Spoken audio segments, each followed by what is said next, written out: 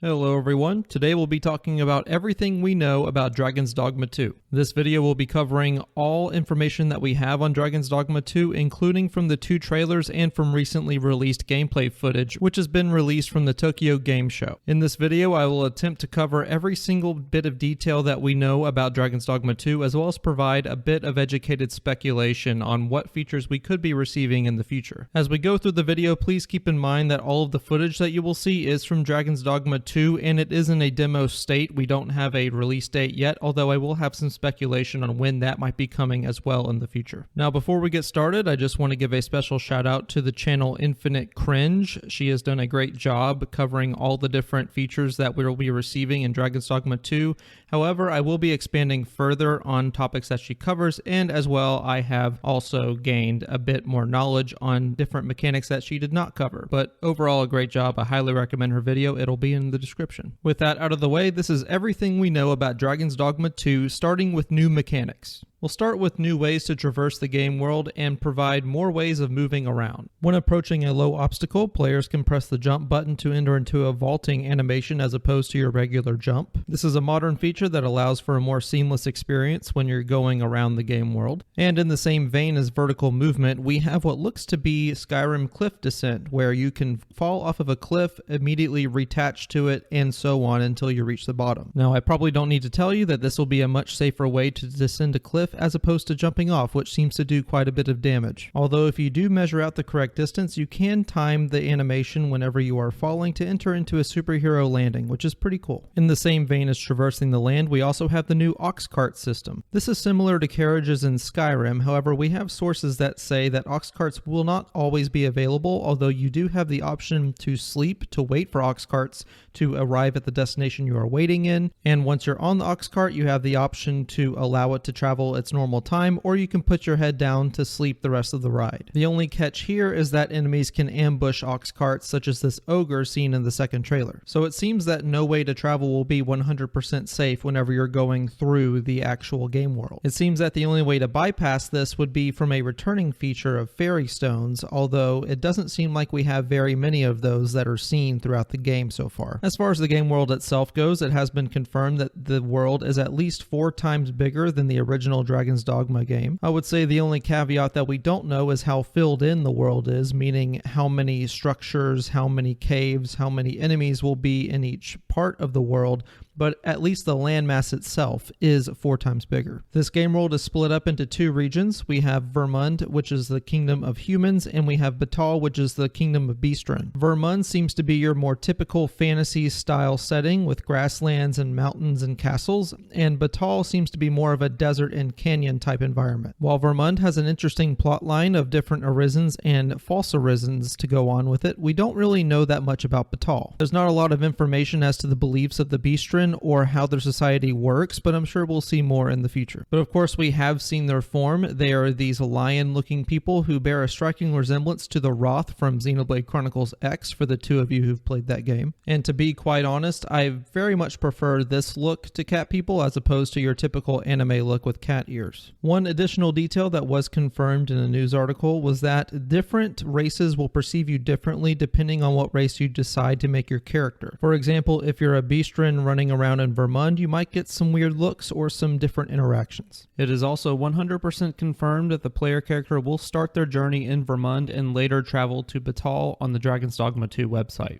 Moving on, when you are tired of traversing the world and would like to go to sleep whenever it turns into nighttime, there is a new mechanic called camping where you can pack up for the day and also spend camping kits to cook food and gain short buffs. It should be noted that there are different types of camping kits in the world. This one right here weighs 7 kilograms, but it is a little bit susceptible to monster attacks. In addition, we've had several creators confirm that you can get attacked whenever you are camping at night, so enemies will not just let you sleep. And whenever you do get the chance to cook some food, this is the most photorealistic food I've ever seen being cooked in a video game. I am actually obsessed. What you heard just now was not my speech impediment, that was my mouth watering over this stick. Camping also seems to be the only way to actually recover your health past this white recovery bar.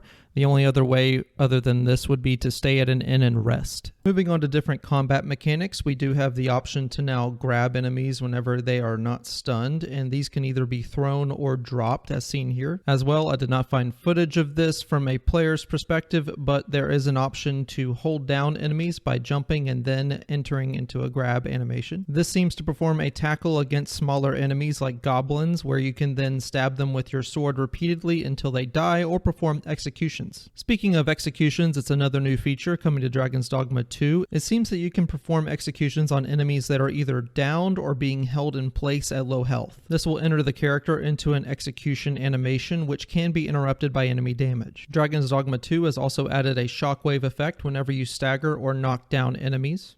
This visual indicator will be a good quality of life change to allow the player to determine whenever they have actually staggered or knocked down an enemy. From the footage I have seen, it seems like smaller enemies such as goblins will enter into a knockdown animation a bit more often, and Cyclops, for example, or other larger enemies will enter into a staggering animation. When larger enemies like Cyclops are knocked down, they will conform to the terrain around them for the most part, and if a larger enemy is knocked out while they are staggered, they will enter into a ragdoll physics type of state. We don't really seem to know the limits of this, as there is a clip out there of a Cyclops literally laying across its back down a pit, which is pretty cool to say the least. And while different enemies are knocked down in this state, you can perform executions to attack their weak points. An example of this shown on screen is a player stabbing a Cyclops' eye with this cinematic animation. Furthermore, it looks like enemies can enter into an injured state depending on which weak point is exploited. For example, you can stab a Cyclops' eye enough times to where it is blinded, and it can then wander off a cliff to then fall to its death. An additional detail for larger enemies such as Cyclops is whenever you are right next to them, you can hold the grab button to then brace against their legs. This of course would be used to prevent movement of that limb, or you can also facilitate in tripping over a Cyclops this way when they are staggered. Once enemies are into a more wobbled or staggered state, they will enter into a phase which I like to call the wobble phase, where they will search for nearby terrain in order to interact with it. If taken advantage of correctly, this could lead into a Cyclops smashing its head against a rock, creating a visible depression, or creating a land bridge in some areas. And in the same vein as this, whenever you jump onto an enemy, you don't need to enter a grabbing animation to attach to it. It will act as another part of terrain you can simply walk across where you have your hands free. If an enemy shifts whenever you are in this animation, you will then enter into a clinging animation. If you are caught in an enemy's grasp, you are not able to struggle out of it, it seems. It looks like you'll be having to rely on your pawn's assistance more often in this game. If they do not react in time, you could be smashed Hulk style like this ogre here. Also, if you do find yourself getting smashed by this ogre or also vaulted from a griffin, it will enter into a ragdoll state as opposed to an animated knockdown state. This is a change from the first game that I'm very happy to see will make its way into Dragon's Dogma 2. When grabbing objects in Dragon's Dogma 2, when you attempt to throw them, you will enter into a throwing state which has an arc that the object will travel if you choose to aim it in a certain direction. This is seen in the second trailer here during a Cyclops fight where a river dam then gets blown up to then kill Cyclops. And finally, the last large new mechanic that we see in Dragon's Dogma 2 is a friendly fire mechanic applied to enemies and also pawns as well. Enemies can damage each other with various attacks, and pawns can actually damage you as well. Not with normal attacks though. The only way that I've seen this work is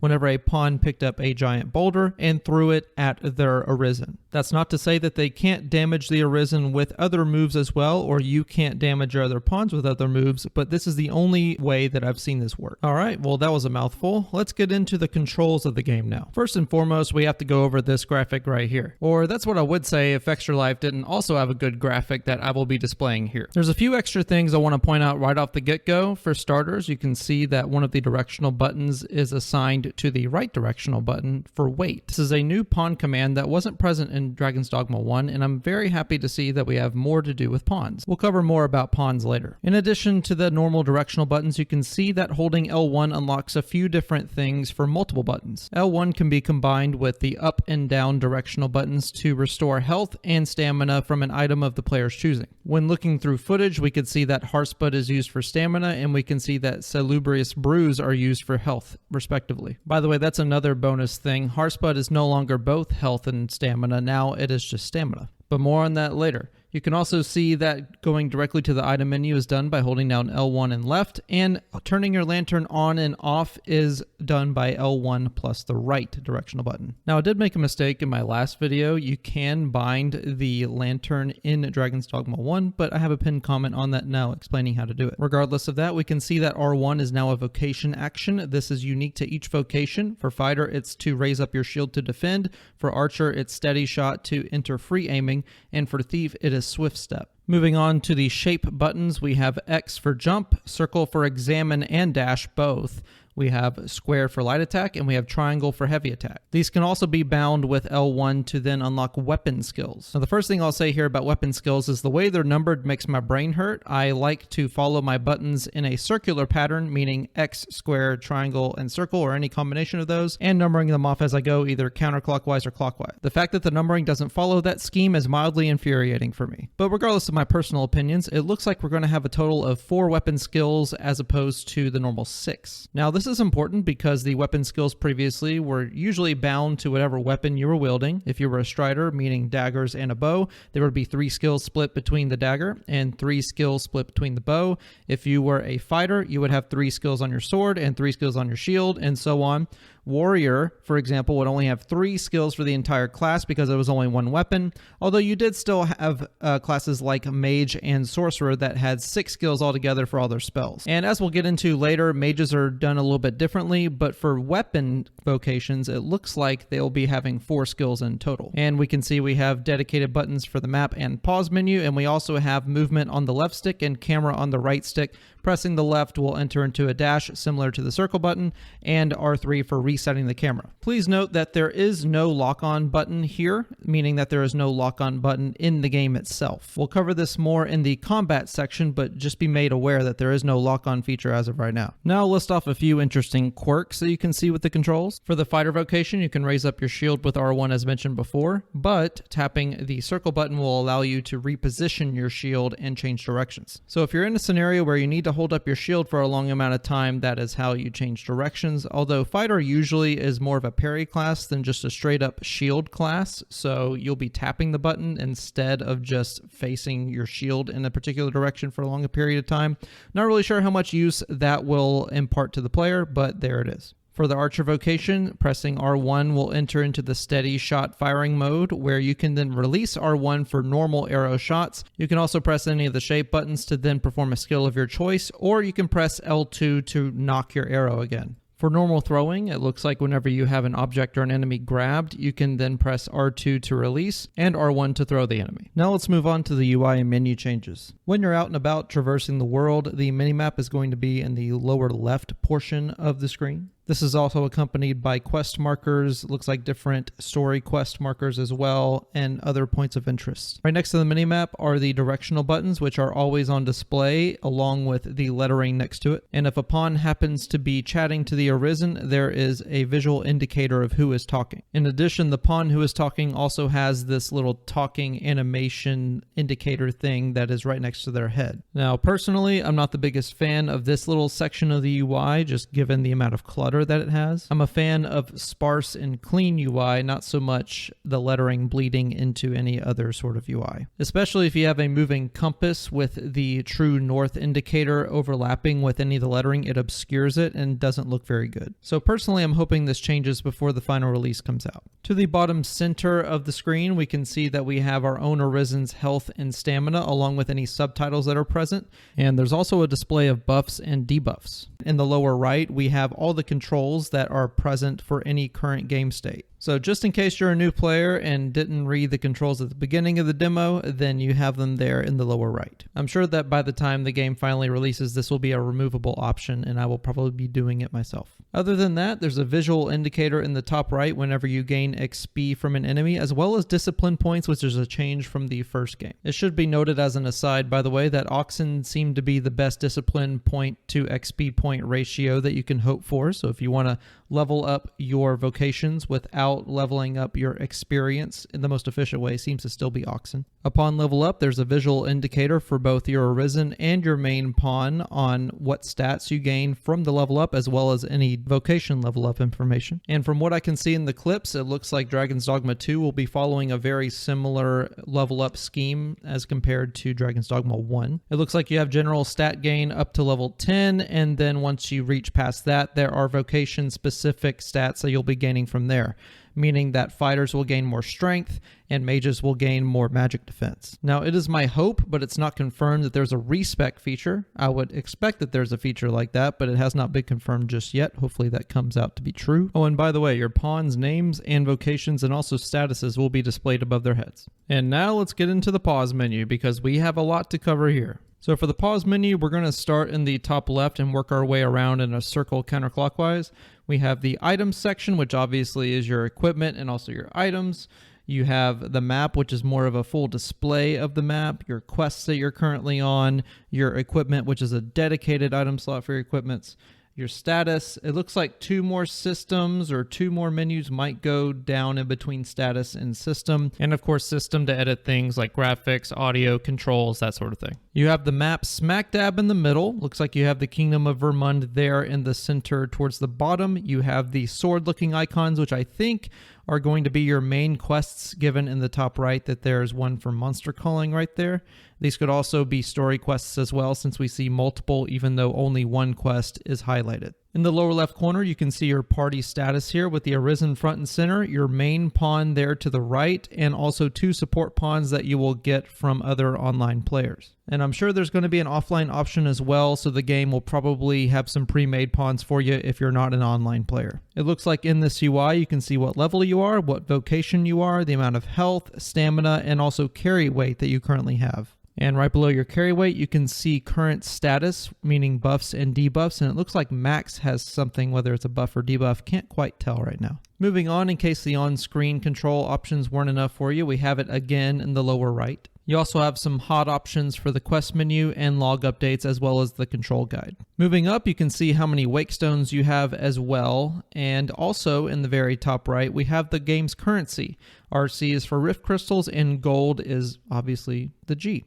For gold, you will spend that to get more equipment, probably get it from quest rewards, and to buy other supplies. And Rift Crystals are mainly used in the act of pawn recruiting, which we will get to later. In the main item menu here, we have options that are very similar to the first game. We have the checkerboard for all items. We have a potion icon for any healing. We have a lantern, which looks like it's just for lantern supplies apparently. We have the minerals, which are anything gatherable. We have the key icon, which is denoted by the quest or journal roll along with the diamond. And then we have everything equipment, whether it's weapons, head, torso, legs, cape, and ring. It looks like the sorting options are going to be very similar to the first game, being optimized by weight, by price, etc. When an item is hovered over, it looks like you can have a brief description of the item, the weight of the total amount of the items that you're holding, and also different indicators for what you as the Arisen, your main pawn, and the support pawns will hold in their own inventory. And of course, the chest icon is any of those same items in your storage. Interestingly, there's no unified price indicator on any of these items, and also you can see in the top left of each item icon, you can see what characteristic or what category each of these items will be placed in whenever you go into their more specific menus. If we look over to the left-hand side of the menu, you can see that we have the Arisen and its party. You can see what character we're currently on by the highlighted indicator with the Arisen heart, meaning that we're on Ace's inventory.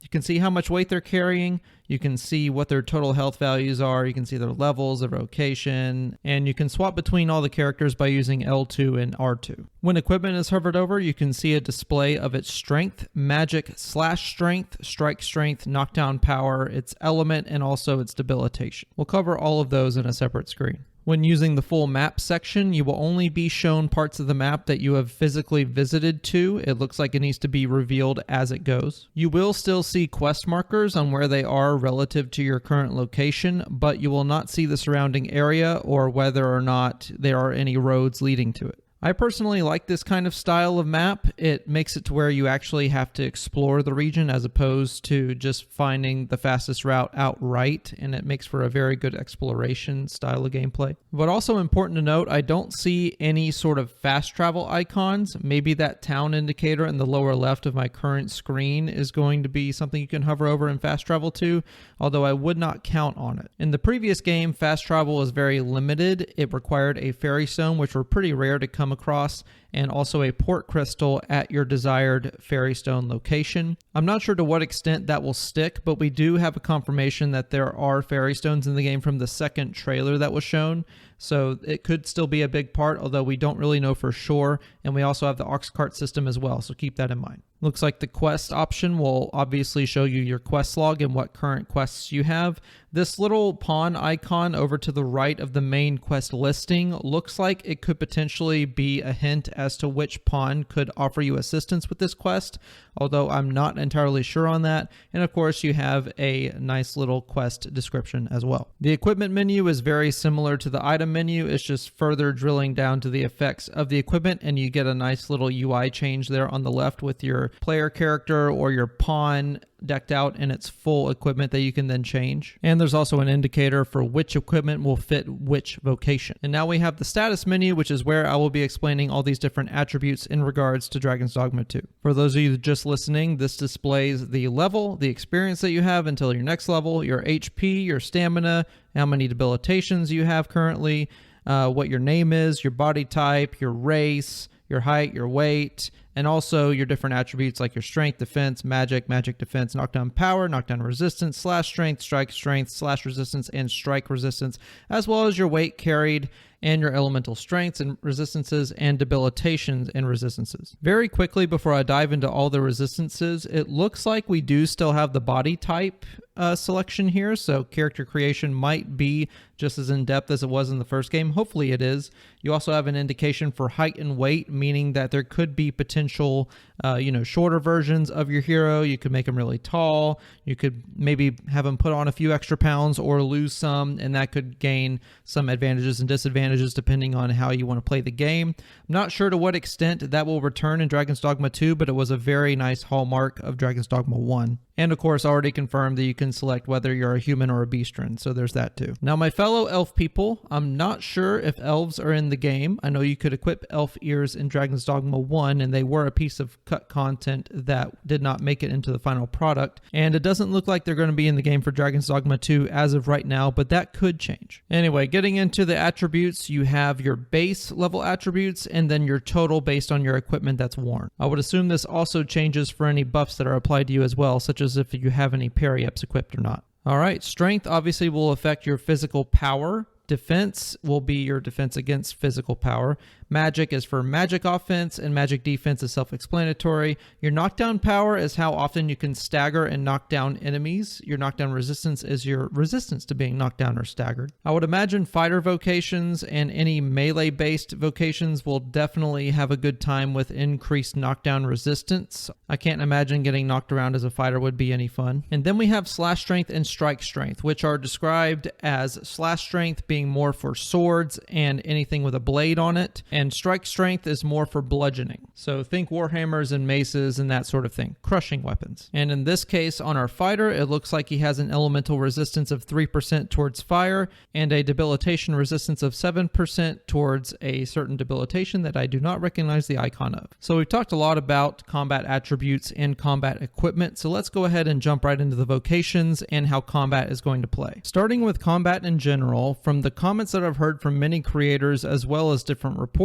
and seeing the gameplay myself, it seems as though we're getting close to a one-to-one comparison to Dragon's Dogma 1, which is great news. Dragon's Dogma 1 was most widely known for its combat above all other things, and that's the reason that the community stick around, and that's the reason that this game looks like it's going to be a banger as well. In Dragon's Dogma 2, you're able to fight enemies as normal, you're able to grab them, throw them, climb on them, pretty much do anything you want to them. And while the game does not support any multiplayer currently, there are 2 different pawns that you can get from other online players that are customizable and that you can interact with and recruit along your way. This is in addition to yourself as well as your own personal pawn that you'll create on your own to give a total of 4 players for the maximum party size. Combat is a bit of controlled chaos, as typically red vocations like fighter or warrior will want to keep the attention on themselves, while mages will support their team, and thieves and archers can then deal heavy damage from range and up close. The game has a very wide enemy selection, such as goblins, hobgoblins, swamp goblins, bandits, cyclops, slimes, chimeras, harpies, griffins, gorgons, ogres, sphinxes, skeletons, saurians, phantasms, wolves, and of course the dragon, and much more. There are a variety of ways you can stagger and knock down enemies, as well as climb on top of them and use them as bait for other enemies as well. So all in all, nothing too new aside from a few monster types revealed so far, but I'm sure there will be much more, as even the landmass is 4 times as big, so I would imagine the roster of different monsters you can encounter will be pretty big as well. Oh, and by the way, there are monsters in Dragon's Dogma 1 that I specifically left out of Dragon's Dogma 2, as it's not completely confirmed yet, but you can pretty much imagine that all of them will make a return in some way or form. That last part is my own speculation, but I don't see how they don't do that. As I mentioned before, there are many different environmental interactions this time around, as well as executions, which are both new to Dragon's Dogma in general. There are also unique monster interactions, such as blinding a cyclops and following a griffin back to its nest to then hunt down the second griffin. So expect some new tricks to come up here and there as we explore Dragon's Dogma 2. Now let's get into the vocations proper. So far, the following vocations have been revealed to us, and they are 100% confirmed, and they are Fighter, Mage, Thief, Archer, Sorcerer, Warrior, and Mystic Spearhand, and Magick Archer. In Dragon's Dogma 1, there was a starting class named Strider, which wielded dual daggers and a short bow, and those seem to have been split up into the Thief and Archer respectively. The Thief is now a new color vocation, green, and Archer retains the yellow vocation. Sorcerer and Warrior are returning from Dragon's Dogma 1 as advanced vocations, Sorcerer building off of the Mage class and Warrior building off of the Fighter class. They are mono blue and mono red, and their return seems to signify that there will be advanced vocations for both the Thief and the Archer as well, whether they be some variant of an Assassin class or some variant of the Ranger class. Magick Archer makes a complete return from Dragon's Dogma 1, taking up the hybrid vocation of yellow and blue and cannot be wielded by any pawns. And the new class, Mystic Spearhand, is a brand new class that was not present in Dragon's Dogma 1, taking up the red and blue hybrid vocation slot, which was previously occupied by Mystic Knight. Those are the only classes 100% confirmed to be in Dragon's Dogma 2. When a Capcom PR representative was asked if Mystic Knight would be making a return, their answer was that they could not tell them one way or the other. They can neither confirm nor deny that Mystic Knight will be in the game. So for those of you who really want Mystic Knight to make a return, there is still hope, but there's not much. And the reason I say that will be as follows as we get into the Fighter vocation. The Fighter is a sword and shield melee fighter who emphasizes blocking and timed parries in order to protect his team from damage. He also increases aggro towards himself and pulls it away from other teammates. Fighters typically boast decent damage and can often be the main tank in any group. In addition to one-handed swords, they can also wield maces, and their level up will focus mainly on defenses and also add to their strength and magic defense. Their light attack is called Onslaught and consists of 4 quick movements, which change whenever you move. And their heavy attack is called Impale and will stab straight whenever they are standing still, and whenever they are moving, they will enter into a Superman punch-like stab. Heavy attacks can also be used while in the air to perform a downward impale, thrusting your weight into the blade. And now when clinging to monsters, a heavy attack will no longer dismount you. It will now just perform a straight stab, which will deal more damage and inflict more stagger. The skills shown for the Fighter vocation are as follows. The vocation action is Defend. As we mentioned before, you can throw up your shield to then block in a certain direction while pressing circle to quickly change your direction. If a normal block is performed, stamina will be drained whenever you take a hit. Whereas if you parry a block, which is what you're meant to do with this class, you will then perform a sort of parry action similar to Dark Souls and will not drain any stamina and will also take no damage. As of right now, it looks like the timing of this is pretty tight, as I do not see a whole lot of clips with parries happening, so it looks like this will be a high skill class. The first revealed skill is Blink Strike, which is identical to the first game's iteration, although you will gain speed as you move forward instead of instantly moving at top speed. This will then initiate a thrust pointed at the enemy, whether they are low, high, or level to your character. This verticality of strikes will also apply to any other melee strike that you happen to use. And this goes for all vocations, by the way. Blink Strike can be used repeatedly, and like all vocation skills, it will cost stamina to use. Next we have Airward Slash, where the fighter will jump into the air and do a front flip while slashing with a sword. This is obviously very useful to reach enemies that are higher up than your normal range with jumping attacks. Airward Slash was not in Dragon's Dogma 1 and will most likely be replacing Skyward Lash, which was your main vertical attack from the ground. This would obviously be very useful towards harpies and any cyclops that are bending over to get a closer look at you. Next is Compass Slash, which is a 360-degree move that sees your character spin with his sword outreached. Obviously, as the description implies, you can hit enemies both in front and behind you and is very quick. So you'll want to use it when you're surrounded by a bunch of enemies. Next we have Shield Bash, which is also brand new to Dragon's Dogma 2. With this skill, you charge forward with your shield and can launch enemies up to a considerable distance away from you. I could definitely see this move being used to shove anybody off of cliffs or even into the water where they then get killed by the brine. I can also already see the memes of Shield Bash launching goblins away. It is a beautiful thing in my mind's eye. There's also footage of Shield Summon being used by a pawn here. That of course will be used to draw aggro towards yourself. We have Springboard, which was seen in a bit of gameplay footage, which will be useful for getting you to higher places than you normally would. And in the second trailer, we see what looks like an altered version of Hindsight Slash. This was a skill that had the player character step back in an evasive fashion, and if a move was dodged using this, they would increase their power with their follow-up strike. Now this animation here looks like a dodge roll, which was not present in any of the gameplay footage that I saw, so it looks like it's tied to this skill and also is a completely different animation than what it was in the first game. It's my hope that the rolling animation is simply an unfinished version of Hindsight Slash and is not meant to be a part of Fighter's kit. While I can appreciate that Fighter does not have the best mobility, at least it didn't in Dragon's Dogma 1, I believe that mobility should be reserved to more of a thief role as opposed to the fighter role, which is more of a tank. It's my personal hope that dodge roll is not a thing on Fighter, as it's meant to be sort of a tank and more defensive style vocation. And I think adding something like that would greatly diminish its role and identity in Dragon's Dogma 2, especially when we have Thief, who essentially has swift step, a sort of dash. It would kind of make that a bit redundant. At least for right now, it has not been shown in any gameplay showcase that Fighter will have the ability to dodge roll, so I think we're safe in that department for now. But let's go ahead and get into the vocation augments. First we have Dominion, which allows you to lift up and pin down foes for an extended duration. This is related but slightly different from the previous augment Fitness, which halved your stamina whenever you would do these similar things. So it looks like they're keeping stamina costs the same, but are increasing the amount of time that you can do each of these actions. This will of course allow your team more time to then catch up with you for smaller enemies to then deal the killing blow, or if you're holding down an enemy yourself, such as whenever you jump and perform a grab to tackle an enemy, it will allow you to keep them pinned longer so that you can get more slashes in and potentially execute them that way. Next we have Diligence, which was previously a skill on Strider called Grit. This will hasten recovery whenever you are downed or crawling. Now the concept's very similar, but I think that it's slightly different. It will hasten recovery, meaning you won't be downed or crawling for as long as you would be without the skill. And Grit, for example, would just allow you to maintain mobility whenever you initially run out of stamina before you have to double over and get help from a pawn. So the goal of this skill obviously is to keep Fighter in the action for longer, as you are going to be the primary tank and you need to be up at all times to block attacks for your team. Next we have Provocation, which is completely new to Dragon's Dogma. It increases the likelihood of being targeted by foes.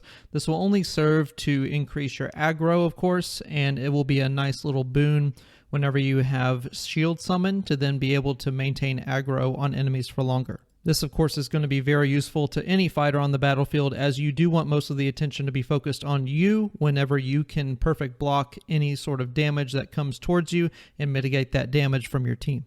Thu is a straight copy of Sinew from Dragon's Dogma 1. Don't really know why they needed to rename it, but it enables you to carry additional weight. Pretty self-explanatory. Next we have Metal, which is another copied augment from Dragon's Dogma 1. It was previously known as Bastion, now known as Metal. It will augment your physical defense. I personally find this a lot more useful on a fighter than I do a warrior, as most of the aggro should be on a fighter anyway as opposed to a warrior. And this will only help to bolster your physical defense. So that'll be very nice. It'll help your tankiness.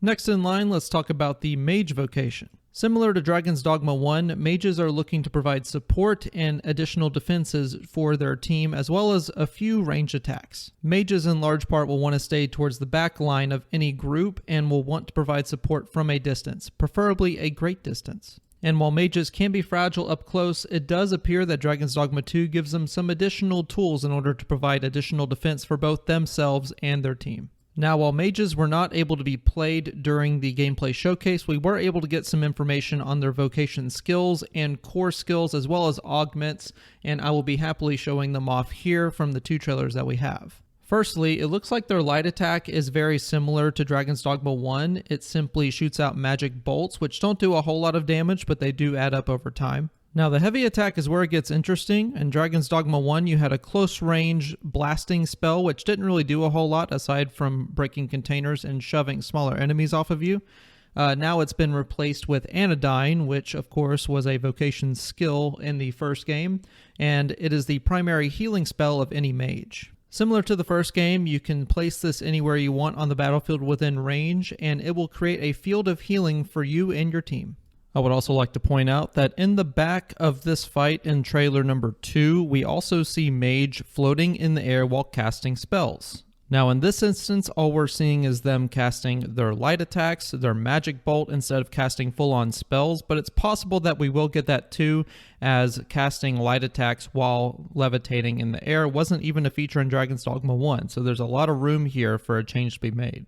Next, we'll get into their weapon skills, starting with Palladium. This is the defensive spell that we saw in the second trailer, which defended an attack against a skeleton at nighttime. With this skill, you summon a cluster of magical energy that blocks up to 3 attacks from any target. This, of course, can be used to target yourself or any other teammate, providing a good source of defense from any sort of attacker. Next, I'll be covering the boon spells, as we've seen fire, lightning, and ice all together. Boon spells allow you to target a teammate or yourself with a particular element and augment their weapons with that element. For example, if you cast Fire Boon on a fighter, they will then deal fire damage with every strike. In the first game, Dragon's Dogma 1, there was an orb that was summoned that needed to travel to your desired teammate in order to apply it to their weapon. Now it seems that as long as you target a character, it will get to them within a set time, no longer needing an orb to physically travel to them, which could delay the spell's onset. So this will be a nice quality of life change so that it's less annoying whenever you don't get the boon that has already been cast. Next we have Flagration, which was ripped straight out of Skyrim's flame spells. This essentially is the same exact thing. You summon flames in front of you. Not really much to go on there. I mean, what do you think it does? It sets things on fire. Next we have Levin, which was very visible during the second trailer. This summons 3 bolts of lightning that will crash down on any enemies after a long casting time. This move is especially useful for early mages in Dragon's Dogma 1, and I can't see it being any different in Dragon's Dogma 2. Very useful skill indeed. And by the way, as you can see, the spell will cast on whichever enemy the reticle is last on, as seen here. Next is Frigger, which wasn't shown explicitly in any gameplay footage, but you can see pawns casting it. As it appears, Frigger is now changed from a singular pillar of ice to now be a traveling shockwave of ice that will explode upon enemy impact, leaving the pillar as before. Now, hopefully the uptime on the pillar is increased so that we can do more with it as opposed to Dragon's Dogma 1. It'd be very cool to see mages then jump on the pillar to then cast increased spells. But that is just my want. I do not have confirmation on whether or not that is the case. By the way, it should also be noted that with each of these contations, the action of casting has been changed very slightly. Now, instead of releasing the R1 button or L1 button to cast a spell, you have to press the spell button again on your shape buttons. So be aware of that whenever the game comes out. The casting will be slightly different. In this clip in the first trailer, it looks like we will have Ingle make a return to the Mage class. We don't actually see Ingle being fired, but the fire animation right in front of the Mage and the reticle color do make me think that it is Ingle that's making a return. And for the last vocation skill, it looks like we'll have Magical Gleam make a return from the Magick Archer vocation, instead going on the Mage class. As an additional core skill, it looks like mages will also gain Quick Spell, which greatly increases incantation speed and consumes stamina while it is active. You'll need to hold down R1 to incant the spell, so there's a little bit of help with spell casting speed. Now on to augments. We have Exaltation, which is completely new to Dragon's Dogma. This was not available in Dragon's Dogma 1, and if augments work the same way as they do in Dragon's Dogma 1, where you can gain them on one class and transfer them to another, this could definitely be seen as one of the more powerful augments that we've seen so far. Having the ability to increase your stamina recovery speed is useful on every single vocation that we've seen and probably ever will see, so being able to unlock this early on as a mage will definitely be very helpful in any playthrough. Apotropeism is literally the same exact skill from Dragon's Dogma 1. Now there might be a bit of difference as to how much magic defense it augments, but this is still pretty much the same skill. Beatitude is the name of another augment that is in Dragon's Dogma 1. However, the effect more closely is resembling Efficacy from the Ranger vocation. Efficacy reads that it increases the potency of curatives you use, and it only applies to yourself. It does not apply to group curatives.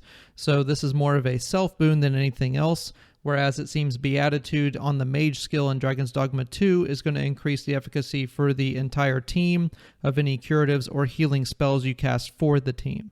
If I'm being 100% honest, the wording of Beatitude in Dragon's Dogma 2 does not directly state whether or not it only applies to yourself or also to your team whenever you cast the curative magics, but it's worth noting that this seems to be sort of a copy of Efficacy from the Ranger class, and it might be slightly different here in Dragon's Dogma 2. Intervention is another mage skill from Dragon's Dogma 1 that is slightly different. It looks like the duration of debilitations that you do receive are reduced, whereas in Dragon's Dogma 1, intervention was used to reduce the chance of getting debilitations. So slight change here. It doesn't appear to prevent any sort of chance that you'll get debilitations, only to reduce their effect once you do get them.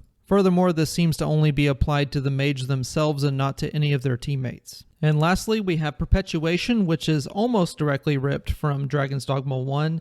In this case, Perpetuation in Dragon's Dogma 1 only applied to weapon enchantments like the boons that we saw earlier, but it seems that Perpetuation in Dragon's Dogma 2 will not only apply to those, but also invigorations that you give to other characters, such as any buffs or increased health, that sort of thing. This could also give hints to mages' future skills, such as any sort of strength buffs or magic buffs, any sort of temporary offensive buffs, that sort of thing. So as we get closer to the release of Dragon's Dogma 2, be on the lookout for any additional enchantments or invigorations that might be revealed in the coming days. Next on our list of vocations, we'll cover the Thief. The Thief is a very quick moving vocation that will utilize iframes and quick attacks to absolutely overwhelm any enemy they face. The key with a good Thief player is to utilize the terrain around you and to move so quickly and so fluently that you are constantly dealing damage while also avoiding it at the same time. So in that aspect, I do not expect Thief to actually gain any defenses upon level up, but what I do expect is for them to gain a whole lot of strength on their way up.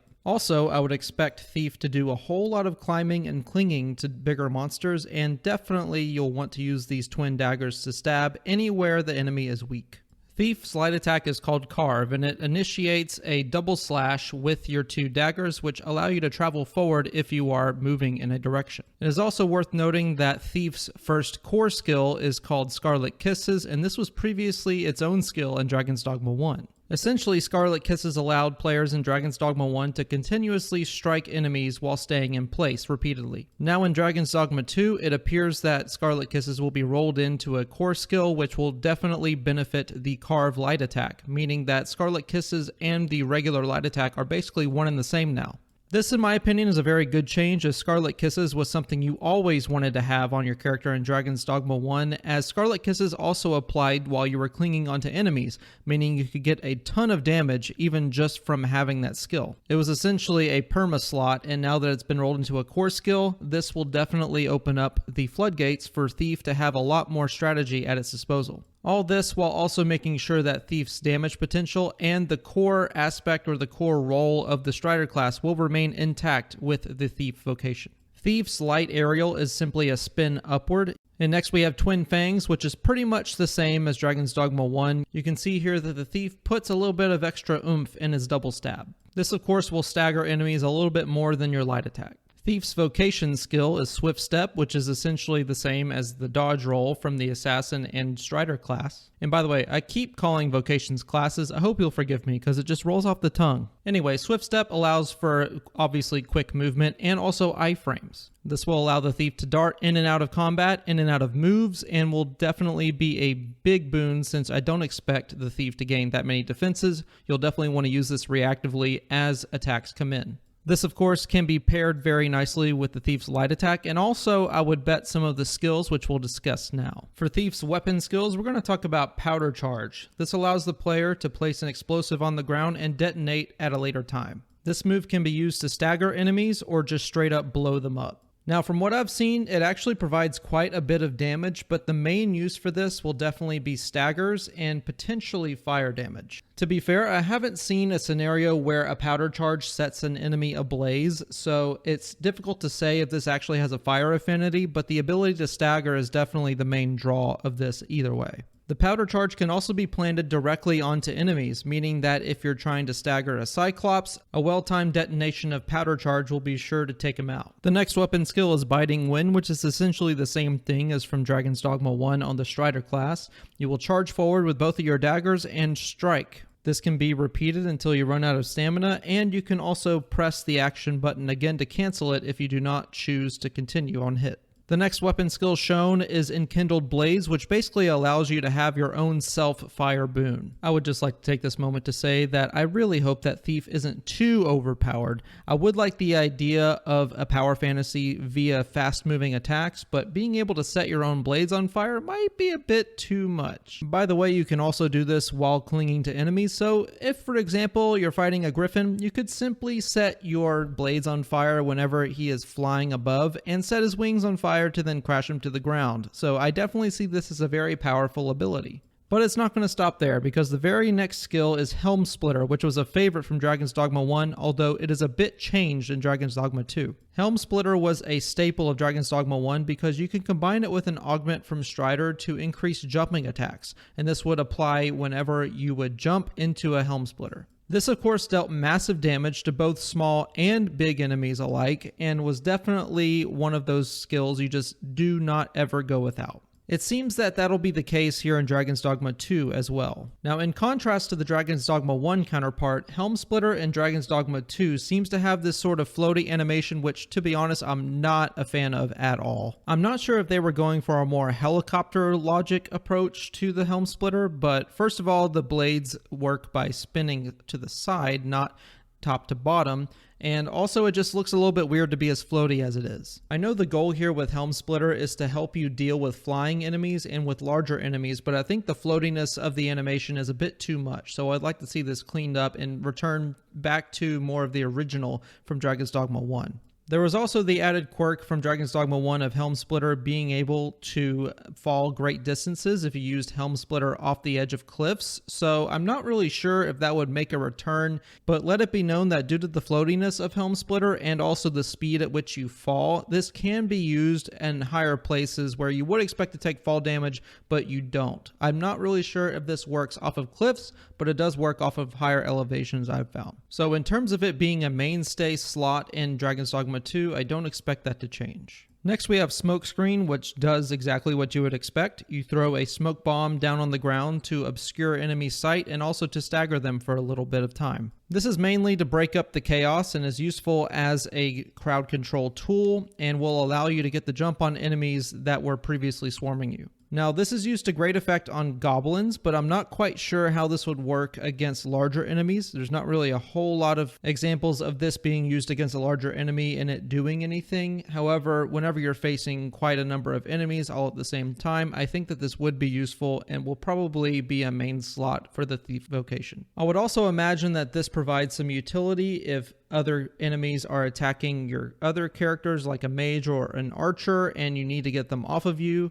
I would imagine you could employ this, throw it on the ground, and then continue attacking yourself, keeping the attention on you instead of your more ranged counterparts. Lastly, we have Shadow Cloak, which looks like a copy of Stealth from the Assassin Vocation in Dragon's Dogma 1. Now the trick here with Stealth in Dragon's Dogma 1 is it didn't actually make you unable to be detected, it only made you invulnerable to attacks for a short time. I would assume that this was a limitation on the technology of Dragon's Dogma 1 and not because they misprogrammed an ability. But nonetheless, that's how it worked. You could become invulnerable to attacks for a short time and pass through areas unscathed. It looks like with the Shadow Cloak skill, you'll be able to actually become undetectable. Now, the caveat here is that it's less effective whenever you're attacking or dashing, and also consumes stamina while it's active, so you'll need to pick your time carefully whenever you decide to enter into Shadow Cloak, and you'll need to move slowly as well. Although I would expect that there would be a stealth bonus on any attacks performed while this ability is active. So there's definitely a scenario where you could use this move as an opener and then never again once the combat starts.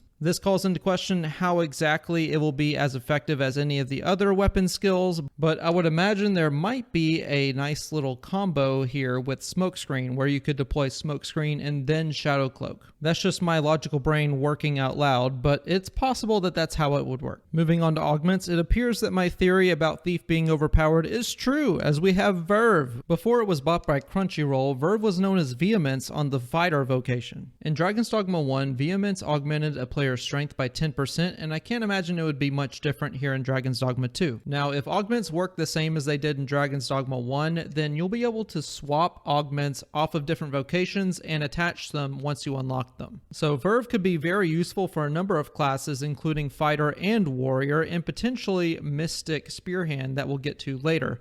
But this is a very high value strength augment that I can't imagine anyone would want to pass up. This of course adds to my theory that Thief is going to be overpowered AF. Next we have Subtlety, which is not so subtle with this description. It decreases the likelihood of being targeted by foes, which, if you have a Fighter vocation in your team as well, will basically make it to where you will never get aggroed in a fight, even if you're doing so much damage like I imagine you would be. So overall, this is a very useful augment that I can't imagine anyone would want to pass up either. Gratification is a new augment to Dragon's Dogma 2, which slightly restores health when you deliver the killing blow to a foe. So I can't imagine that this will be very useful in any big boss fights, but if you're fighting a lot of enemies all at once, say you're surrounded in a cave or you're fighting a bunch of bandits, this could be useful if you're not already dodging them with the Swift Step skill. I would imagine that as the player gets better at the game, that this would be an augment that definitely gets overwritten by a later one. Next we have Poise, which reduces the stamina consumed when struggling in a foe's grip. This is the same augment as Aggression, which was borrowed from the Fighter vocation in Dragon's Dogma 1, which halves the left stick wiggles needed to free yourself from grabs. Now, as it doesn't seem that there is a function to actually struggle free of grabs, it seems that while you are in a grab and waiting for your pawns to free you will actually be reduced whenever you are waiting during that amount of time. So while it doesn't seem like you actually have the ability to struggle out, which may be implemented later, it will actually provide a nice little boon to you if you happen to get caught. Although if you are using your movement correctly and using Swift Step correctly, you probably will never get caught in the first place, so this might be yet another augment that you drop later. And lastly, we have the Vigor augment, which is a combination of two augments from Dragon's Dogma 1. The ability to have stamina while you grapple hold or pin opponents is from Fitness from the Fighter vocation in Dragon's Dogma 1, whereas the ability to have stamina whenever you climb objects or climb terrain and just climbing in general is from Arm Strength from the Strider vocation in Dragon's Dogma 1, which is much more in line with what the Thief will try to do. This of course is a staple vocation augment. It's not something you ever want to let go of. It is great for now many more things than just climbing, so you'll definitely want to have it in your kit whenever you're adventuring. This will also pair nicely whenever you feel like getting your WWE moves on with the Thief vocation, where you'll tackle enemies and then stab them like you do in the Fighter vocation. So I imagine that there is not a world where this augment will not be useful for any climbing builds or any Thief builds in general. And now we can talk about Strider's second half, the Archer vocation. The Archer vocation wields a short bow and is exactly how it sounds, dealing range damage with various arrows from a distance. It is also worth noting that in addition to auto aiming, it looks like Archer will also be given a steady aim sort of skill, which will allow the player to free aim, and also there's some melee moves in the mix as well to get enemies off of you from close range. Speaking of close range, even though you are the Archer vocation, it looks like you still have the same ability to tackle enemies like before by jumping and grabbing them, and also having the ability to damage them while in this state by stabbing them directly with arrows, which I think is pretty cool. The main change to Archer comes with its Vocations skill, Steady Shot. Steady Shot can be activated by either pressing or holding the R1 button, and arrows can be fired by then pressing R1 or releasing R1 respectively. In addition, skills can be used by pressing their assigned buttons, and the entire Steady Shot animation can be cancelled by pressing L2. It seems that Steady Shot will be more useful for attacking enemies in the back line as opposed to the front line, because it looks like the auto aim seems to favor targets that are closer to you as opposed to targets you might be facing more accurately. The targeting of these enemies can be seen by having their health bar above their head. Now let's get into the Vocation skills. Archer's first skill is Barrage Shot, which allows arrows to be fired in rapid succession at a single target. This is exactly the same as the Flurry skills from Dragon's Dogma 1, where you could fire 3, 5, and 10 arrows at once. There doesn't really seem to be much difference other than the name change, so we're moving on to the next skill. Next is Sweep Shot, which fires in a wedge pattern and can allow multiple enemies to be targeted at the same time. This is the same as Triad Shot or Pentad Shot from Dragon's Dogma 1 and is pretty much a straight copy. There's not much else to say about this, so we're moving on to the next skill, which is Dire Arrow. You might be sensing a common theme here, but you would be wrong, because whereas the previous two skills were almost copies of the previous game, Dire Arrow is literally ripped from the Ranger Vocation. In Dragon's Dogma 2's case, it appears that the character will then enter into a recoil prevention setup where they will place the one knee on the ground while bracing with the other leg and fire off a strong shot, which can be especially useful while in the Steady Shot Vocations skill mode. Now that we've gotten the copycats out of the way, I should go back and mention that, of course, the light attack of the Archer class is going to be Loose, which allows you to fire arrows, and of course Front Kick allows you to kick in the front. Now, one skill that we haven't really seen a whole lot of is this one from the second trailer. It's actually based off of another skill from the Magick Archer Vocation from Dragon's Dogma 1 called Explosive Volley, or if you don't want to go that far into it, Explosive Rivet. Explosive Rivet allowed the player to fire an explosive blast, which would stay put on an enemy or a surface and then detonate at a later time, dealing fire damage to the target, which, as we can see here, is pretty nicely comboed into 3 of these harpies. I would imagine you'd want to employ this skill in the same way that you would Powder Charge from the Thief Vocation. You would plant it on an enemy, wait until they were staggered, and then fire it off for some big damage, especially on a weak point. Now let's talk about the core skill, Leaping Punt, which is a brand new skill to Dragon's Dogma.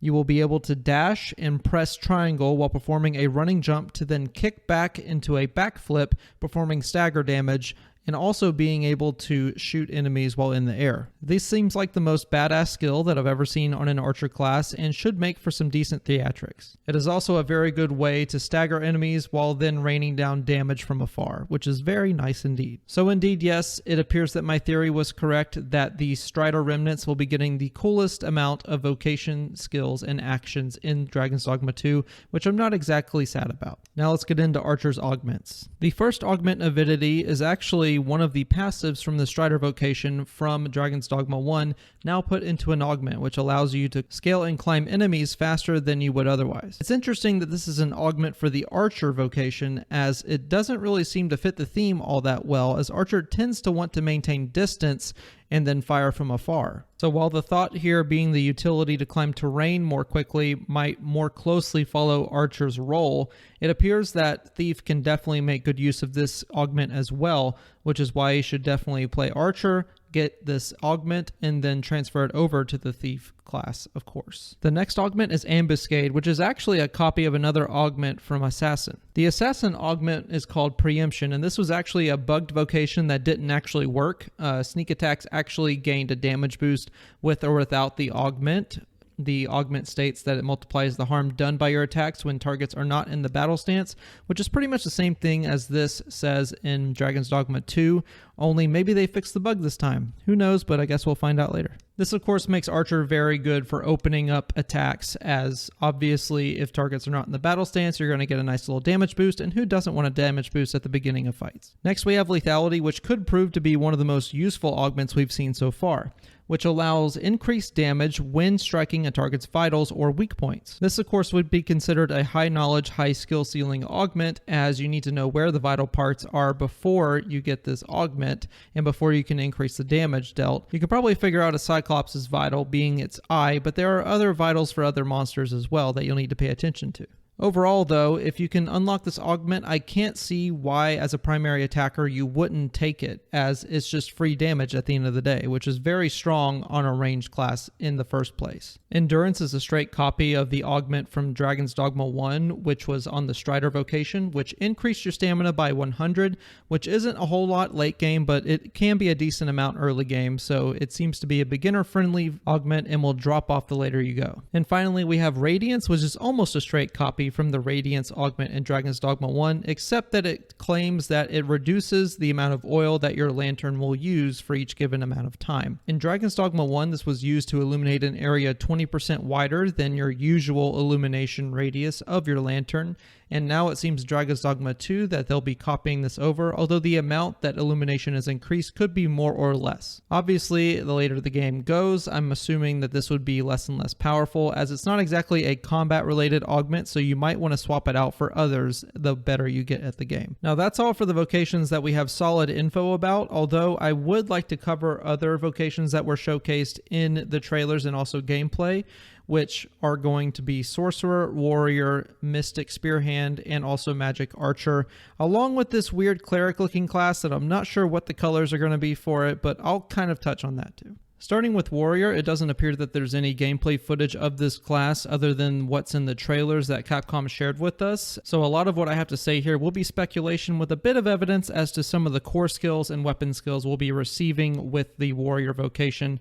Also, there's some augments that are confirmed, so we'll go over those too. Starting with the core skills of Warrior, we have Mighty Sweep, Stone Splitter, and Barge, which are shown here, along with a weapon skill called Skyward Sunder. Now, Infinite Cringe made a nice little remark that apparently light attacks are listed first in the core skills, so we'll be covering it much in the same way. Mighty Sweep could be referring to a light attack that Warrior performs with its weapon. I'm assuming that this is the move here shown in the first trailer where the warrior spins in a circle and takes out enemies in a 360-degree fashion. It's unknown how exactly this core skill will operate. I would imagine that it's either a double tap of the square button or it could be a holding as well. There's really not much to tell. Additionally, it appears that the warrior is moving forward while making this attack, so this could be kind of a momentum-focused spin-to-win type move. Next is Stone Splitter, which is speculated to be its heavy attack, which could be the move performed here in the first trailer.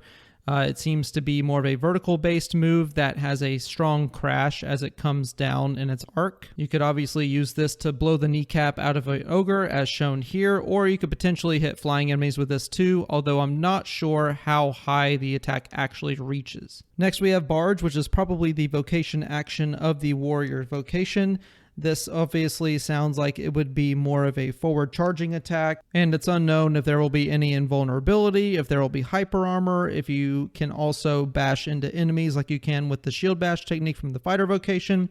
There's a lot that we don't know for this vocation action, but it seems to indeed be a vocation action. For the weapon skill, we have Skyward Sunder, which I believe would be this move right here from the first trailer. It seems that there's an upward vertical attack along with a vertical stab, which I can imagine would be very deadly against flying enemies, and obviously this goblin's not having a great time either. Other than that, there's not really all that much that is known about warriors and their vocation actions. I would imagine that jumping aerial will still be used to some extent, although there's no real knowledge if it's as fast of a recovery as it is in Dragon's Dogma 1. So there's some speculation to be had there, but not really a whole lot of evidence. Moving on to the augments of the warrior vocation, we have Intrepidity, which reduces the accumulation of the loss gauge when receiving damage. This is, of course, referring to the white bar at your health.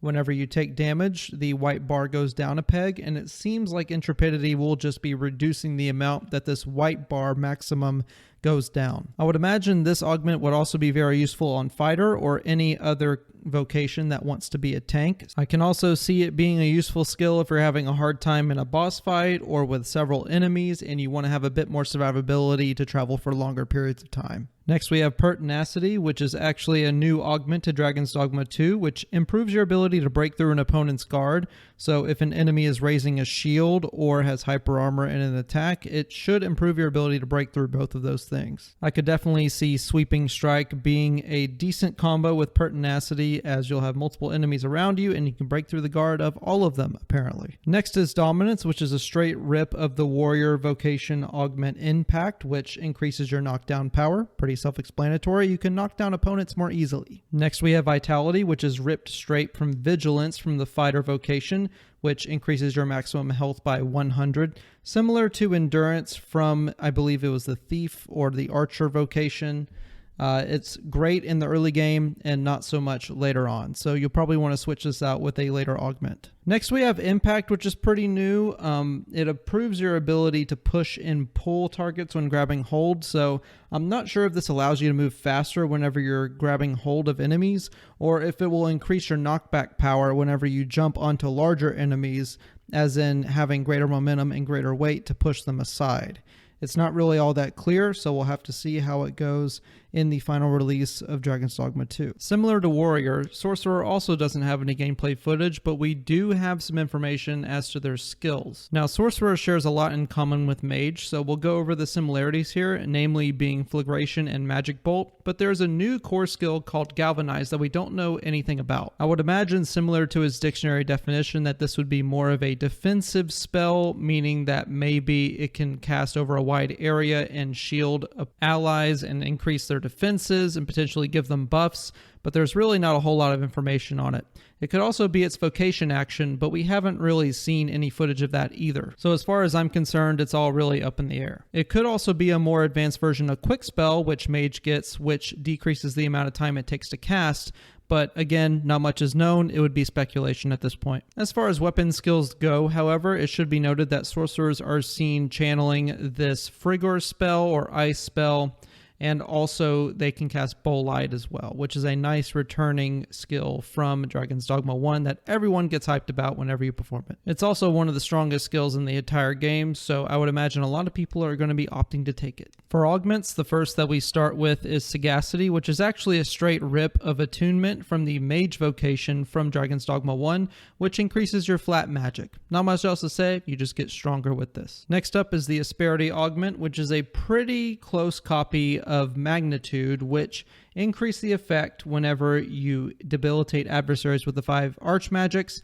So while it's not a chance increase, it did also increase the effectiveness of debilitations, which is pretty similar. You know, it's pretty similar. So instead of gaining more powerful debilitations, you will now be able to afflict debilitations more often, which is obviously a very nice crowd control tool. Next is Constancy, which augments your knockdown resistance, which is very similar to the Gravitas augment from Dragon's Dogma 1 that was also on the Sorcerer Vocation. The Gravitas augment from Dragon's Dogma 1 allowed you to increase your knockdown resistance while you were casting a spell. It seems that in this case in Dragon's Dogma 2, you'll be able to augment your knockdown resistance in all states and will just be flat out resistant to knockdowns. I can see this being very, very useful in other vocations such as the Warrior or Fighter vocations whenever you want to be a more tanky force.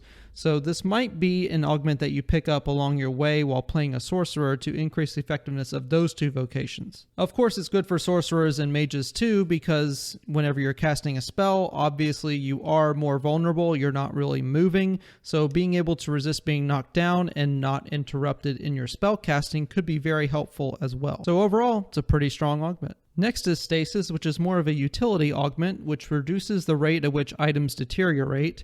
Really what this will be helpful with is preventing food from spoiling, as that was a mechanic in Dragon's Dogma 1.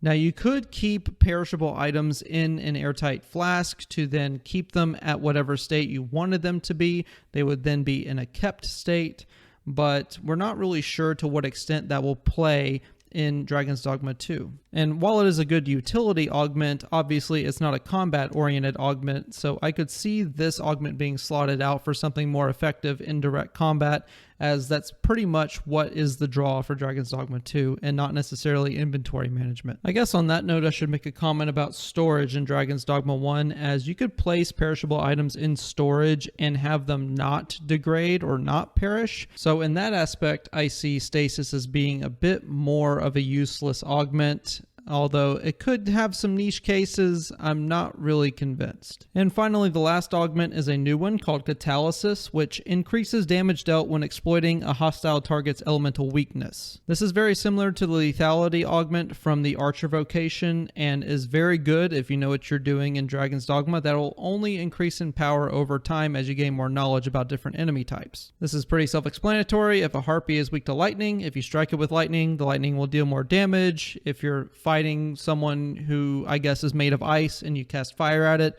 maybe it'll deal more damage that way too. Things like that, I'm pretty sure, are going to be affected by Catalysis. And that's pretty much it for the Sorcerer vocation. Let's go ahead and move on to Magick Archer. Just like the previous two vocations, there isn't a whole lot of footage for the Magick Archer vocation, but there are a few trailer clips that we can go over here. For starters, one of the things that I've noticed about the Magick Archer clips is that it seems like they want to move Magick Archer into more of a supportive role than they were in Dragon's Dogma 1. You see, in Dragon's Dogma 1, Magick Archer was the brain dead damage vocation, and I would imagine they're trying to get away from that here in Dragon's Dogma 2 and make it more of a utility class. This is a hybrid yellow and blue vocation, which means it borrows aspects obviously from the Archer, but also from the Mage, so it would make sense that with the supportive power of Mages and with the long range capabilities of Archer, that this would be more of a range support type of class. But that's not to say that there aren't any offensive capabilities in Magick Archer, because we're going to move right here into the first clip from the first trailer. In this first clip, it looks like we have something akin to Ninefold Bolt from the original Magick Archer's class from Dragon's Dogma 1, where the Arisen will simply target a single enemy and fire up to 9 bolts of magical energy towards them, but in this case, it looks like there are many more. Now, I didn't get an exact count, but it looks like there's anywhere from 15 to 20 firing all at once. Now, the damage across these 15 to 20 bolts could be scattered pretty evenly, so it's not like any individual bolt would do that much damage on its own, but the sheer amount of bolts that it has could be very powerful indeed. If the damage is anything like Dragon's Dogma 1, this will definitely be a mainstay for any Magick Archer build, just as a matter of having enough damage to fend off any attackers. For the second clip of Magick Archer, we have to go all the way to the second trailer where we are shown this move here, which looks a lot like Hunter's Bolt. In the first game, Hunter Bolt was used to fire many shots at many targets up in the sky, and in this scenario here, it looks like multiple hitboxes are targeted, but the shots are fired straight on towards the enemy. Personally, I like the first game's version of this a little bit more, as it was something that was a bit more varied, and also raining down bolts from the sky looked pretty cool. But I could see in the case of a more enclosed area how that might not look as seamless as it would if the bow was fired straight on. Either way, this is more of a low damage type of move and is more reserved for getting surefire hits with homing attacks. So in that aspect, I suppose that it is a nice alternative to the 15 to 20 fold bolt that we saw earlier. For a more support style skill, we also see that Magick Archer has the capability to revive pawns from range using a skill instead of running up to them and holding down circle. I could see this being very useful in a more supportive style of play, as of course you want to get up your pawns as quickly as possible, especially your tanks, so that they draw attention away from you. But the fact that you can do this from range and instantly, it seems, would be a very powerful ability. Now, it's not known how much stamina this move in particular actually drains, but we can see in the clip that the Arisen is able to just walk away without being doubled over and out of breath, so it could be that the stamina cost isn't actually all that high, which would make this ability a very high value one. So if a more supportive style of play is your thing, then it looks like Magick Archer is going to be quite the good addition to Dragon's Dogma 2. Moving on with that theme of support, we also have this skill here, which is reminiscent of a former Mystic Knight skill. In Dragon's Dogma 1, Holy Retribution was one of those examples of abilities that was really powerful when used against you in a dragon fight, but not so great whenever you used it yourself. The stamina cost was too great, the ability itself wasn't all that powerful, and it just didn't do a whole lot of damage. You never really used it. However, in Dragon's Dogma 2, it seems that its stagger and knockdown power has been buffed quite a bit, and the area of effect that it controls is significantly larger, able to knock around this griffin for the small price of a chunk of your maximum health. Now, whenever they say you sacrifice a bit of your maximum health, I can't help but wonder that it's going to be the white bar version of your health that can be restored upon a rest. If it just gave a permanent debuff to the rest of your health for the rest of your playthrough, I can't see how that would be a move that Capcom would want to make, and even if they did, I can't see a world in which most players would pick this other than the theatrics. But again, the amount of stagger and knockdown power that this ability has seems pretty strong, so it could be one of those things that you keep in your back pocket for especially tough opponents, like, say, the dragon fight for later in the playthrough. The next skill that's shown reminds me a lot of Great Sacrifice due to the camera angle, but the fiery nature of it makes me think that that is not the case. It looks more of an homage to the blast arrow, if anything, although I'm pretty sure they're going to be its own thing in Dragon's Dogma 2, but that could very well not be the case, and this move could be a brand new one entirely of its own making. Either way, the camera zooms in on the fired arrow and it gives a large explosion at the end, so I can't imagine that this would not be useful on any Magick Archer kit. The trick here, I suppose, would be to determine how much damage that it does, but given the limited footage that we do have, it's not really possible to tell, so we'll have to wait until release or until more information comes out before we can tell how useful this skill will be. It should be noted, however, that due to the fire-based nature of it, that this could be used to stagger enemies or otherwise obviously set them on fire, so in a Griffin fight, it could be very useful. And finally, the last skill that's shown for Magick Archer is a fan favorite, and that is Ricochet Hunter, and as we can see here, there's an additional little shocking radius towards the front of the bow there that could be used to damage close range encounters. Of course, the rest of the animation follows up with the ricocheted arrows that will bounce all around any surface that they touch and will deal massive damage the more that they ricochet around. This was especially useful in Bitter Black Isle and Dragon's Dogma 1 Dark Arisen, where there were really enclosed spaces and the ricochets could get a lot of bounces off, but in the open world it wasn't exactly as powerful. So this could be Capcom's way of giving it a nice little buff with the extra little electricity there at the beginning to make it more viable for more wide open areas. It begs the question, what player would be using Ricochet Shot in an open area knowing that it gains more damage if you're more in an enclosed area like a cave, but the option is there if you want it. And that's really all we know about Magick Archer other than the fact that it is a hybrid vocation, meaning that only the Arisen is going to be able to wield it. You can't give this to pawns. And with that knowledge, let's go ahead and get to the other hybrid vocation, which will be Mystic Spearhand. Now, there's been a lot of controversy surrounding Mystic Spearhand, so let's get the elephant out of the room.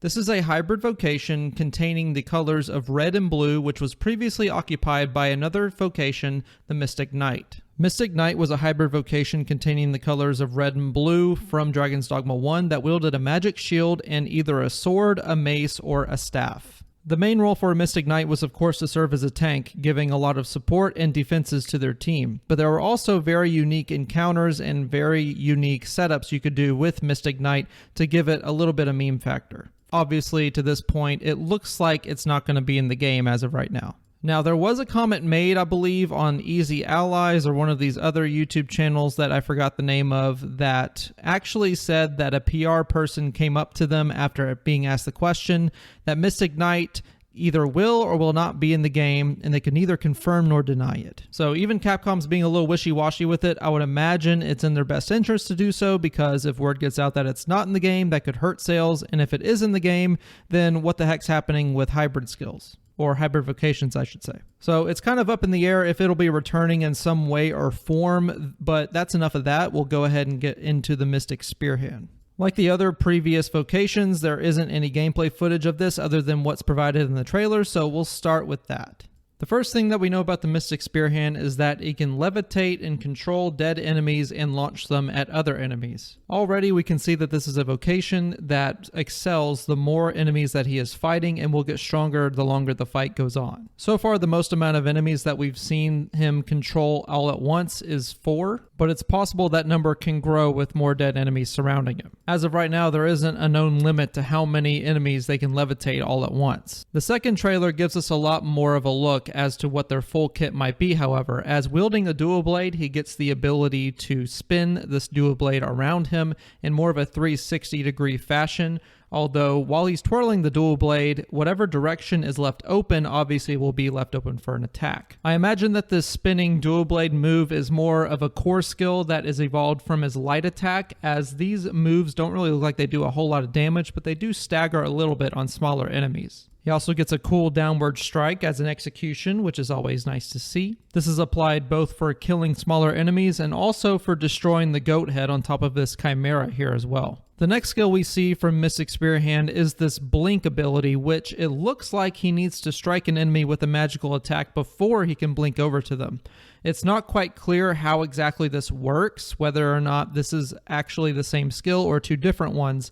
However, if they are separate skills, then I would imagine that the strike with magic is going to be more of a heavy attack, and the blink could be something else entirely to follow up with it. Could be a vocation action as well. We really just don't know. Regardless, this gives the Spearhand a lot of mobility and a good ability to control the battlefield as far as a movement standpoint is concerned. Able to pick off weaker enemies and then move on to stronger ones as he sees fit. This could also be a good escape too if he's able to blink outside of targeting enemies. And that's really about all we know about Mystic Spearhand to this day. Of course, I'm sure we'll get more news in the future when it gets closer to the actual release date, which by the way, we don't know yet, but I'll be covering that a little bit later here in this video. Finally, for vocations, I want to very briefly touch on this little incense carrying lady that we see in the first trailer. I would imagine that this would be a hybrid vocation between blue and green, and I'm going to call it Cleric for right now. This class looks like it would focus mainly on support, if nothing else, and the one move that we see them do is create an ice bridge, and that is about it. So right now it's unclear if they will provide a lot of healing to the group, but we can at least see that the focus of this class, or this vocation rather, would be more of a support role. As far as support roles go, it would be very, very nice to see something other than Mage get something in the form of support, and other than Magick Archer as well.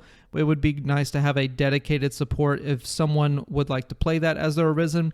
If this is indeed a hybrid vocation, then obviously it would only be able to be wielded by the Arisen, so no pawns would be able to take it. So if someone really is in the mood for just a straight support role, then at least they have that option available to them. Which, in my opinion, increasing the breadth and the amount of variety you can have in a game like Dragon's Dogma, where it is more focused on action RPG, is very good to draw in a wide breadth of players. Alright, now that we're finally done with vocations, let's get into the pawn system. Pawns are AI companions that join you on your quest with up to 3 additional pawns, including yourself, the Arisen, making the party size 4. The Arisen will be able to create and take along 1 main pawn while recruiting 2 other pawns from online individuals. Pawns will be there to fight for you, make weird remarks about the game world, and guide you on quests, as well as help you gather valuable items throughout your journeys. They are your knights in shining armor, willing to die for you if it means that you get to fulfill your mission as Arisen. In the first game, they were also there to tell you that wolves hunt in packs, and that certain enemies were weak to fire. But in Dragon's Dogma 2, they are so much more, able to chatter amongst themselves, provide you encouragement, and make snarky quips at certain decisions that you make. Pawns can be any basic or advanced vocation, but they cannot be hybrid vocations, meaning that they can be a fighter, a mage, a thief, an archer, a sorcerer, or a warrior, but they cannot be a Magick Archer or a Mystic Spearhand. So just remember that while you are playing as Mystic Spearhand, your pawns can never be as cool as you. There's also no limit to which vocations you can have them take along with you. So if you want to, you can have 3 thief vocation pawns, and you yourself could be a fighter. And while I wouldn't recommend having 0 magic damage on your team, the option is up to you. The way that you summon pawns into your game world is by going to a Riftstone.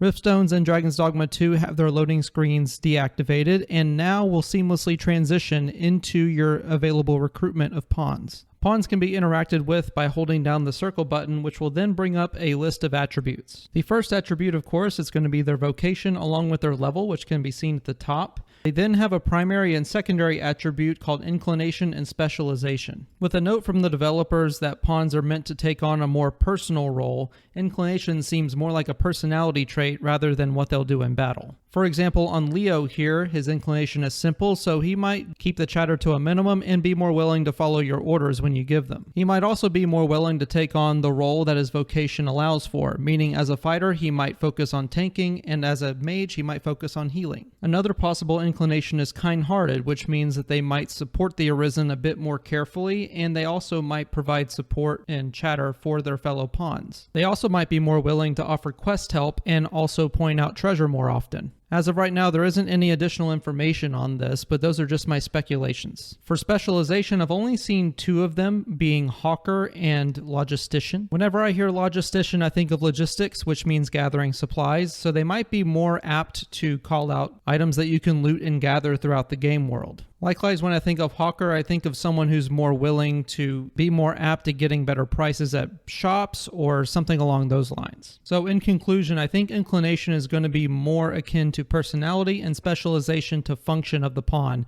all of which will affect the chatter that you'll hear from them and the functions that they perform in the game world. If you want to get into the lore specific implications here, they could also be adapting traits from their fellow Arisen. Pawns in the lore tend to mimic their Arisen, so for example, if you are more aggressive in battle, your pawn might grow more aggressive in battle as well, unless you tell them otherwise. This was a feature in the first game where you could sit down with your pawn and change their attributes manually, but if you did not, they would follow your attributes. Moving on to the next section, we have the rating, which involves a like and a heart. And whenever you are borrowing a pawn and send them back to their game world, you will then have the option to like, heart, or give no comment. This is purely based on your preference, and I would prefer that you give my pawn a heart whenever you see him. I don't know what his name will be, but we'll get to that part here in a bit. The next section is Quest Guide, which we have no confirmation on what exactly the Quest Guide is. It could be a toggleable option for the Arisen to select, meaning that they can choose whether or not pawns will be willing to guide them towards certain quests or certain areas. But again, there is no confirmation on this, and that very well might just be an option in the settings. Next, we don't really know what the pawn quest is. It could be a repository of quests that the pawn knows what to do with. It also could be specific quests that the pawns give out themselves, but no further information is given on this. The next section is the Arisen details, meaning details about the Arisen who created the pawn. It will give their vocation, their level, the online ID, and also the pawn ID as well. So again, if you see a pawn with an online ID made by me, make sure that you give him lots of love and that you support him in battle. Moving on to the section of the right here, Rift Crystals are how you recruit a pawn, and you have to directly pay them in order to hire them. It is not currently known what gives Rift Crystals, though in Dragon's Dogma 1 you could gain them by defeating certain monsters, and also in the DLC. Rift Crystals could be restricted to quest rewards as well, but we don't know any further details at this point. We can only go on what it was previously in Dragon's Dogma 1. The View Details option allows you to see what specific skills that the pawn has. For example, for a fighter vocation, you can see if they have any additional support skills like Springboard, or if they're a sorcerer pawn, you can see if they have Bowlight on there as well. And lastly, you can add them to favorites, which is a new feature for Dragon's Dogma 2. And of course, whenever you send the pawn away, you are also able to give them a gift of one item. In direct combat, pawns, while alongside fighting you, will have their information above their head, meaning their vocation and the name, as well as any debilitating statuses that they have. If a pawn is down in combat, you will be able to revive them. To do so, you must hold down circle while next to the pawn, and this time in Dragon's Dogma 2, it actually takes time to revive, whereas in Dragon's Dogma 1, all you needed to do was press circle once and up they got. The amount of health that a pawn receives upon reviving also seems to differ depending on whether or not the bar that is above their head is drained or not, and it can also be reflective of the Arisen's own health. As of right now, it is really hard to tell, but the lowest amount of health that I've seen a pawn get is half health, and that was with the bar almost being at the very end of its timing. Additionally, if pawns dive into deep water while in combat, they will be enveloped by the brine and be respawned next to the Arisen. This is the same exact thing that happens to the Arisen whenever they fall into the brine. They don't die, they simply teleport next to wherever they fell from. It's unknown if this feature will stay as part of the demo of Dragon's Dogma 2 or if it'll make it to the final release. Personally, I always threw my pawn into the river whenever I wanted to go on a solo run, but it seems that that might not be possible here. Instead, you might have to find another way to outright kill them in order to have them return to the rift and then continue on your solo adventure. That's a little bit niche, but I figured I should call it out anyway. Now that the pawns are taken care of, let's put them to bed and talk about the story. Thankfully, in regards to the story, people were able to play as the Archer class, which started at level 5 and allowed you to watch a cutscene that would then show you how the Arisen became the Arisen. And by the way, this should go without saying, but major spoilers for the story if you don't want to know what happens in the beginning. Reading from the website, which might be the closest we get to the beginning of the story begins in an underground jail where the dragon's voice echoes in the fog of lost memories. Ascend, arisen, and best me, in accordance with the dogma of this world. Betwixt the domains of human and beastren, a hero must fulfill their forgotten destiny.